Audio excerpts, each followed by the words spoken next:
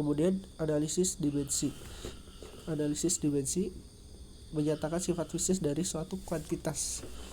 Kemudian untuk apa sih dimensi itu? Kayak L untuk panjang, massa M, kemudian T untuk waktu.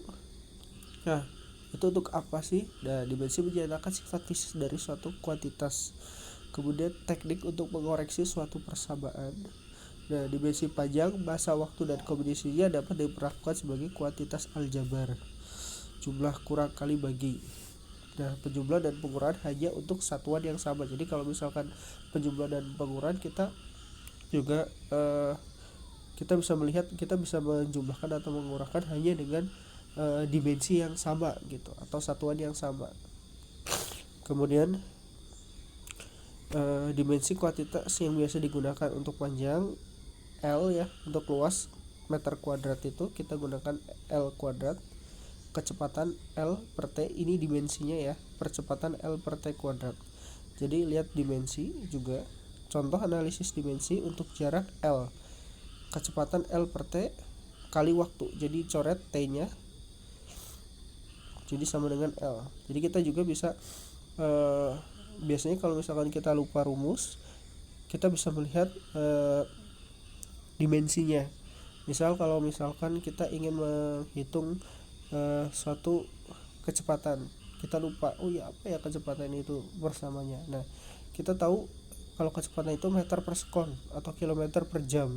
Nah, dari dimensi itu kita akan bisa melihat bahwa satuan yang harus didapatkan adalah untuk kecepatan, yaitu kilometer per jam atau meter per sekon. Jadi besaran-besaran kalau kita mengkalikan atau membagikan itu harus menghasilkan satuan si besaran yang kita inginkan. Misalkan besarannya kecepatan, ketika kita ingin mengkalikan atau membagikan, maka hasil akhirnya dimensinya itu misalkan dia harus punya dimensi sebesaran itu. Misalkan kecepatan, maka dia harus punya satuannya kilometer per jam atau meter per sekon.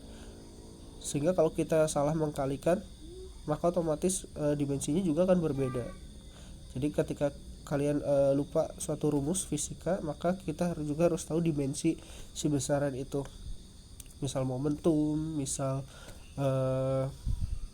seperti tadi kecepatan. Jadi kita punya patokan, oh ya, jadi satuannya harus ini. Jadi ketika kita mengkalikan atau membagikan dengan yang salah, maka dimensinya pun akan salah gitu. Kemudian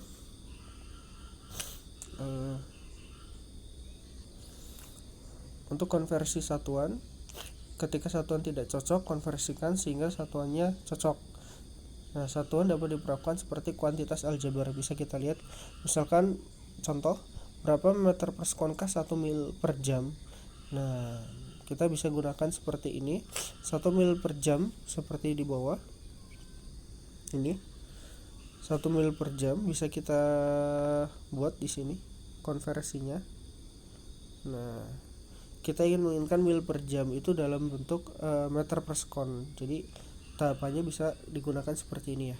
Nah, oke.